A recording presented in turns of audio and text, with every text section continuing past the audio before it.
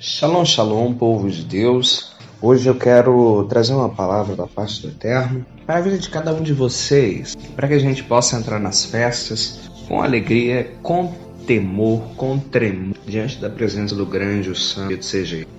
Quero te convidar a abrir a sua Bíblia no livro de Jonas, capítulo 1, a partir do verso 1, que diz o seguinte: A palavra de Yahweh veio a Ioná, Jonas, que significa pomba, filho de Amitai, com esta ordem: Vá depressa à grande cidade de Nínive e pregue contra ela, porque a sua maldade subiu até a minha presença. Mas Jonas fugiu da presença de Yahweh, dirigindo-se para Tarsis. Desceu à cidade de Jope, onde encontrou um navio que se destinava àquele porto. Depois de pegar a passagem, embarcou para Tarsis, para fugir de Yahweh. Yahweh, porém, fez soprar um vento forte sobre o mar e cair uma tempestade tão violenta que o barco ameaçava arrebentar-se. Todos os marinheiros ficaram com medo e cada um clamava o seu próprio Deus, e atiraram as cargas ao mar para tornar um navio mais leve. Enquanto isso, Ioná, que tinha descido ao porão e se deitara, dormiu profundamente. O capitão dirigiu-se a ele e disse: Como você pode ficar aí dormindo? Levante-se e clame ao seu Deus. Talvez ele tenha piedade de nós e não morramos. Então os marinheiros combinaram entre si: Vamos lançar sortes para descobrir quem é o responsável por essa desgraça que se abateu sobre nós. Lançando sortes, a sorte caiu sobre Ioná. Por isso lhe perguntaram: Diga a nós, quem é o responsável por essa calamidade? Qual é a sua profissão? De onde vem? Qual é a sua terra? A que povo pertence? E ele respondeu: Eu sou hebreu, adorador de Yahweh, o Deus dos céus, que fez o mar e a terra. Então os homens ficaram apavorados e perguntaram: O que foi isso que você fez? Pois sabiam que Ioná estava fugindo de Yahweh, porque ele lhes havia dito. Visto que o mar estava cada vez mais agitado, eles perguntaram: O que devemos fazer com você para que o mar se acalme? Respondeu ele: Peguem-me e joguem-me ao mar, e ele se acalmará. Pois eu sei que é por minha causa que esta violenta tempestade caiu sobre vocês. Ao invés disso, os homens se esforçaram ao máximo para remar de volta à terra, mas não conseguiram, porque o mar tinha ficado muito mais violento. Eles clamaram a Yahweh da seguinte forma: Yahweh, nós suplicamos, não nos deixe morrer por tirarmos a vida deste homem. Não caia sobre nós a culpa de matar um inocente, porque tu, Yahweh, fizeste o que desejas. Então, em seguida, pegaram Jonas e o lançaram no mar enfurecido, e este aquietou. Tomados de grande temor a Yahweh, os homens lhe ofereceram um sacrifício e se comprometeram por meio de votos. E Yahweh fez com que o grande peixe engolisse Ioná, e ele ficou dentro do peixe 3 dias e 3 noites. Dentro do peixe, Ioná orou a Yahweh, o seu Elohim, e disse: Em meu desespero clamei a Yahweh, e ele me respondeu. Do ventre da morte gritei por socorro, e ouviste o meu clamor. Jogaste-me nas profundezas, no coração dos mares, correntezas formavam um turbilhão ao meu redor. Todas as ondas e vagas passaram sobre mim. Eu disse: Fui expulso da tua presença. Contudo, olharei de novo para o teu santo templo. As águas agitadas me envolveram, o abismo me cercou. As algas marinhas se enrolam em minha cabeça. Afundei até chegar aos fundamentos dos montes. A terra embaixo, cujas trancas me aprisionaram para sempre. Mas tu trouxestes a minha vida de volta da sepultura. Ó Yahweh, Elohim meu, quando a minha vida já se apegava, quando me lembrei de ti, Yahweh, e a minha oração subiu a ti, ao teu santo templo. Aqueles que acreditam em ídolos inúteis desprezam a misericórdia. Mas eu, com um cântico de gratidão, oferecerei sacrifício a ti. O que eu prometi, cumprirei totalmente. A salvação vem de Yahweh. Yahweh deu ordens ao peixe, e ele vomitou Ioná em terra firme. Yeshua, ou seja, a palavra do Senhor, a palavra de Yahweh, veio a Ioná pela segunda vez com esta ordem: Vá à grande cidade de Nínive e pregue contra ela a mensagem que eu lhe darei. Ioná obedeceu a palavra de Yahweh e foi para Nínive. E era uma cidade muito grande, sendo necessários 3 dias para percorrê-la. Ioná entrou na cidade e percorreu durante um dia, proclamando: Preste atenção, daqui a 40 dias Nínive será destruída. Os ninivitas creram em Elohim e proclamaram um jejum, e todos eles, do maior ao menor, vestiram-se de pano de saco.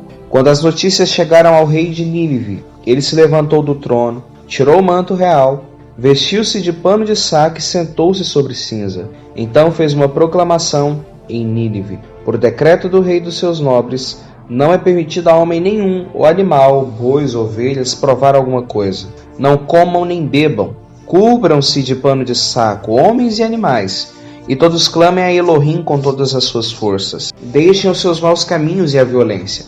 Talvez Elohim se arrependa e abandone a sua ira, e não sejamos destruídos. Tendo em vista o que eles fizeram, e como abandonaram os seus maus caminhos, Elohim se arrependeu e não os destruiu como tinha ameaçado. Joná, porém, ficou profundamente descontente com isso e enfureceu-se. Ele orou a Yahweh: Yahweh, não foi isso que eu disse quando ainda estava em casa? Foi por isso que eu me apressei em fugir para Tarsis. Eu sabia que tu és Elohim misericordioso e compassivo, muito paciente, cheio de amor, e que prometes castigar, mas depois te arrependes. Agora, Yahweh, tira a minha vida, eu imploro, porque para mim é melhor morrer do que viver. Yahweh lhe respondeu: você tem alguma razão para essa fúria? Joná saiu e sentou-se num lugar a leste da cidade. Ali construiu para si um abrigo, e sentou-se à sua sombra, e esperou para ver o que aconteceria com a cidade. Então Yahweh Elohim, Adonai Yahweh, fez crescer uma planta sobre Joná, para dar sombra à sua cabeça e livrá-lo do calor, o que deu alegria a Joná. Mas na madrugada do dia seguinte, Elohim mandou a lagarta atacar a planta, e ela secou-se. Ao nascer do sol, Elohim trouxe um vento oriental muito quente, e o sol bateu na cabeça de Joná, ao ponto de ele quase desmaiar. Com isso ele desejou morrer e disse: para mim seria melhor morrer do que viver. Mas Elohim disse a Joná: você tem alguma razão para estar tão furioso por causa da planta? E ele respondeu: sim, tenho, e estou furioso a ponto de querer morrer. Yahweh lhe disse: você tem pena dessa planta, embora não tenha podado nem a feito crescer? Ela nasceu numa noite, e numa noite morreu. Contudo, Nínive tem mais de 120.000 pessoas que não sabem nem distinguir a mão direita da esquerda, além de muitos rebanhos. Não deveria eu ter pena dessa grande cidade? Veja que leitura. Muitos se perguntam por que Joná se desviou do caminho. A razão é que Nínive foi quem matou os seus pais. Pelo fato de Nínive ter matado os seus pais, Joná preferia que eles se ferrassem. Desculpa da palavra. Só que nós aprendemos na Torá que se o animal do seu inimigo se encontrar preso, você precisa ajudá-lo. Ei, se o seu inimigo precisa conhecer a Bessorá, o Evangelho e as Boas Novas, você tem a obrigação de levar até ele. Joná não queria levar. Esse povo matou seus pais. Joná queria ver justiça. Eu fico pensando, se Joná fosse Yohanan, né? Se Jonas fosse João, tenho certeza que ele pediria fogo dos céus contra aquela cidade. Porém, o Eterno, ele é muito amoroso. O Eterno é muito bondoso. Ah, meu irmão, quem somos nós? Nós somos pó. Nós somos cinza. Nós somos o estrado dos seus pés. Nós não prestamos. Nós não somos nada comparado a esse Deus grande e misericórdia. Aquele que era, que é e que virá. Ah, santo bendito. Ele se compadeceu da cidade de Nínive e mesmo tendo a maldade dela se completado, ele não a destruiu. Amado, quantos decretos negativos existem sobre a sua vida? Quantas maldições que não se quebram, porque são decretos do Eterno, acontecem vez após vez na sua vida. Nós estamos no tempo do arrependimento. Os 10 dias em que os 40 dias em que Joná falou vão do dia 1º de Elu até Yom Kippur, são 40 dias. Este ano vão do dia 21 de agosto até o dia 28 de setembro. São 40 dias terríveis. São dias de repensar a sua vida. São dias de se aproximar do Eterno. São dias de preparação, pois em Rosh Hashanah se inicia o julgamento. Que a cada dia de Elu você possa fazer penitência. Que você possa se arrepender dos seus pecados. Ah, meu Deus. Que você possa se vestir de pano de saco, sentar sobre a cinza, olhar e ver o quanto você errou desde o último ano, o quanto você errou a sua vida toda, quantos pecados você não confessou. É dia de você olhar para o madeiro. O madeiro é a resposta. Se não fosse o madeiro, muitos de nós, se nós vivêssemos no Israel antigo, nós morreríamos. Porque os pecados para a morte, segundo Yohanan, Nós não podemos orar por são pecados terríveis. Porém, Yeshua se fez expiação por nós. Meu irmão, Yeshua, ele foi o nosso bode expiatório. Ele levou sobre si. Ele levou sobre si. Como diz o texto de Eshaial 53, diz o seguinte: quem creu em nossa mensagem e a quem foi revelado o braço de Yahweh? Ele cresceu diante dele como um broto tenro e a sua raiz de uma terra seca. Ele não tinha qualquer beleza ou majestade que nos atraísse, mas não havia nada em sua aparência para que o desejássemos. Foi desprezado e rejeitado pelos homens, um homem de dores, experimentado no sofrimento, como alguém de quem os homens escondem o rosto. Foi desprezado, e não o tínhamos em estima. Certamente ele tomou sobre si as nossas enfermidades, e sobre si levou as nossas doenças. Contudo, nós os considerávamos castigado por Elohim aflito e afligido. Mas ele foi transpassado por causa das nossas transgressões, foi esmagado por causa das nossas iniquidades. O castigo que nos trouxe Shalom estava sobre ele, pelas suas pisaduras fomos sarados. Todos nós, como ovelhas, nos desviamos, cada um de nós se voltou para o seu próprio caminho, e Yahweh fez cair sobre ele a iniquidade de todos nós. Ele foi oprimido e afligido, e contudo não abriu a sua boca. Como um cordeiro foi levado para o matadouro, e como uma ovelha que diante dos seus tosqueadores fica calada, ele não abriu a sua boca. Com julgamento opressivo ele foi levado. E quem pode falar dos seus descendentes? Pois ele foi eliminado da terra dos viventes. Por causa da transgressão do meu povo ele foi golpeado. Foi-lhe dado um túmulo com os ímpios e com os ricos em sua morte, embora não tivesse cometido nenhuma violência, nenhuma mentira. Contudo, foi da vontade de Yahweh esmagá-lo e fazê-lo sofrer. E embora Yahweh tenha feito da vida dele uma oferta pela culpa, ele verá sua prole e prolongará os seus dias. E a vontade de Yahweh prosperará em sua mão. Depois do sofrimento da sua alma, ele verá a luz, ou seja, ele ressuscitará, e ficará satisfeito pelo conhecimento do meu servo justo. E justificará muitos, e ele levará a iniquidade deles. Por isso eu lhe dei uma porção entre os grandes, e ele dividirá os despojos com os fortes, porquanto ele derramou sua vida até a morte, e foi contado entre os transgressores. Pois ele levou o pecado de muitos, e pelos transgressores intercedeu. Cante, ó estéril, você nunca teve um filho. Rompa em canto, grite de alegria, você que nunca esteve em trabalho de parto. Por mais são os filhos da mulher abandonada, dos que daqui tem marido, diz Yahweh. Alargue o lugar de sua tenda, estabeleça bem as cortinas da sua tenda e não o impeça. Estique as suas cordas, firme as suas estacas, pois você se estenderá para a direita e para a esquerda. Seus descendentes desposarão nações e se instalarão em cidades abandonadas. Aleluia. A obra do Mashiach é uma obra redentora, é uma obra completa. O que o Mashiach fez no madeiro mudou a nossa vida, mudou a nossa história. Se hoje você pode me ouvir, é porque nós fomos alcançados pelos méritos do Mashiach. Então eu quero comentar com vocês um pouco do que a literatura judaica diz sobre Eshaial 53, Isaías 53. Targum de Eshaial 42:1.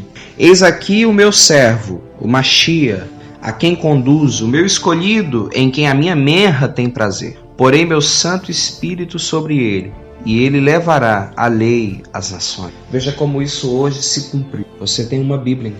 Mas eu não guardo a lei. Eu não conheço a lei. Sua casa, com os primeiros 5 livros, Torá, escrito. Veja o Targum de Eshaial 52:13. Veja o meu servo, o meu Sias, há de prosperar. Ele será elevado e deve crescer e ser excessivamente forte, como a casa de Israel olhou para ele por muitos dias, porque o seu semblante se obscureceu entre os povos, e a aparência dele mais do que a dos filhos dos homens. No Midrash Rabbah há uma explicação para Ruth 2:14. Ele está falando do rei Messias. Achega-te para cá, aproxime-se do trono e coma do pão. Isso refere-se ao pão da realeza. Molha no vinagre o teu pedaço. Isso se refere aos seus sofrimentos. Como está escrito, mas ele foi traspassado por causa das nossas transgressões e moído pelas nossas iniquidades. O Midrash Tanhumá sobre Bereshit 27:3, Parashat Toldot, afirma: Cântico das Elevações. Eu levanto os meus olhos para as montanhas. Isso está escrito: Quem és tu, ó grande montanha, que diante de Zerubabel se tornou uma planície? Essa montanha é o Messias, filho de Davi. E por que ele é chamado de grande montanha? Porque ele será maior do que os patriarcas, como se diz: O meu servo prosperará, crescerá, se levantará e será muitíssimo elevado. Ele crescerá mais do que Abraão, se levantará mais do que Isaac, e se tornará mais alto do que Jacob. Crescerá mais do que Abraão, que disse ao rei de Sodoma: Levantei minha mão ao Eterno, o Deus Altíssimo, possuidor dos céus e da terra. E será mais elevado do que Moisés, que disse: Concebi eu porventura esse povo, dei eu à luz, para que dissestes: leva ao teu colo, como a ama leva a criança, que mama a terra que juraste aos seus pais? E ele se tornará mais alto do que os anjos ministradores de quem está escrito. E os seus aros eram tão altos que faziam medo, e estes 4 tinham as suas cambotas cheias de olhos ao redor. Eis porque está escrito: Quem és tu, grande montanha? E de onde sairá esta montanha? Ela será extraída de Zerubabel, em razão de que este é chamado de Zerubabel, semente de Babel, por ter sido gerado na Babilônia. E porque o Messias nasceu de Davi, é porque está dito: E Salomão teve um filho chamado Roboão, que teve como filho Aboiá, e etc., até Delaiá e a Anani. Quem é este Anani? Significa os das nuvens. É o Machia, pois quem despreza o dia das coisas pequenas. Com efeito, está dito: Eu via nas visões da noite, e eis que com as nuvens do céu vinha um filho do homem. Ora, Anani é número 7, porque 7? O que está escrito acerca do rei Machia? Pois quem desprezará o dia das 7 pequenas coisas? Eis porque está dito: Quem és, grande montanha? Esta montanha é aquele de quem está escrito: Ele julgará com justiça os indigentes, e se extrairá a pedra de cumieira. O que está escrito depois, em Daniel: Então foram quebrados ao mesmo tempo o ferro, a argila, o bronze, a prata e o ouro. Eis que está escrito: Quem és tu, grande montanha? E como ele virá pelos caminhos das montanhas? Pois está dito: Como são belas as montanhas e os pés do anunciador das boas novas.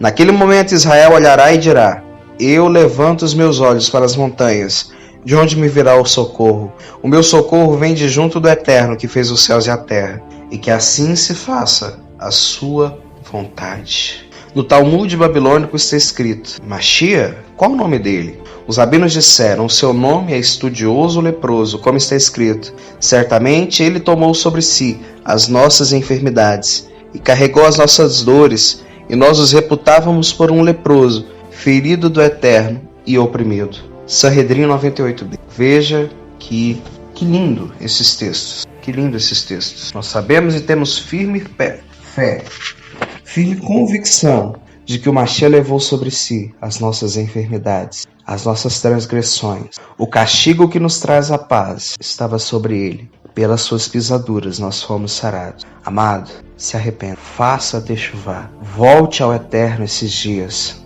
Não espere Elu iniciar. Comece agora. Não espere dia 20 de agosto. Comece agora. É a chance que você tem de refazer a sua vida nas 3 maiores festas do ano, na época de outono. Eu creio que o Eterno tem grandes coisas para fazer por você. Então já desde agora, entre em arrependimento. Se arrependa dos seus erros. Interceda, como diz a palavra do Eterno em Zacarias, capítulo 12, verso 10. E derramarei sobre a família de David e sobre os habitantes de Jerusalém um espírito de ação de graças e de súplica. E olharão para mim, aquele a quem transpassaram, e chorarão por ele como se chora a perda de um filho único, e se lamentarão amargamente por ele, como quem lamenta a perda do filho mais velho.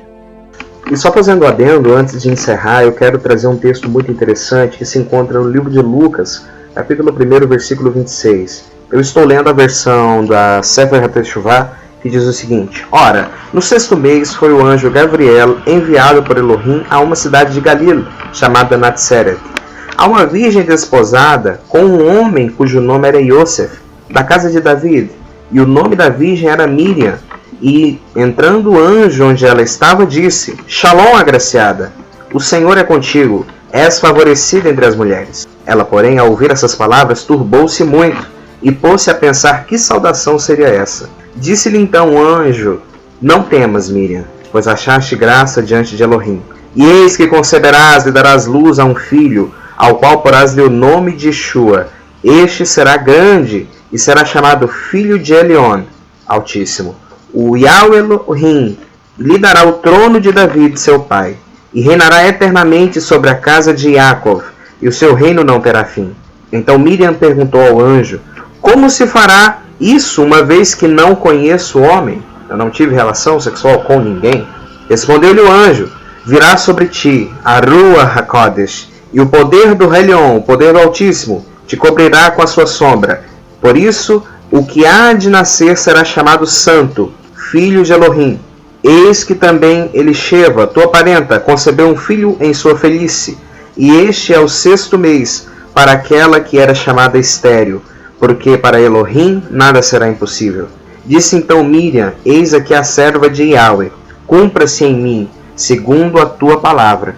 E o anjo ausentou-se dela. Veja como o Eterno é poderoso. Veja como Elu é um mês poderoso também. Veja que no mês de Elu a nossa redenção se inicia, pois se não fosse o ministério que Yeshua cumpriu na sua terra, se não fosse o ministério que Yeshua veio e trouxe a nós a redenção, hoje nós não estaríamos aqui. Hoje nós não estaríamos perto do Eterno. Muitos de nós somos gentios. Nós não seríamos feito um só povo através de Yeshua. Nós estaríamos fora, sem Deus, sem as promessas, sem a salvação.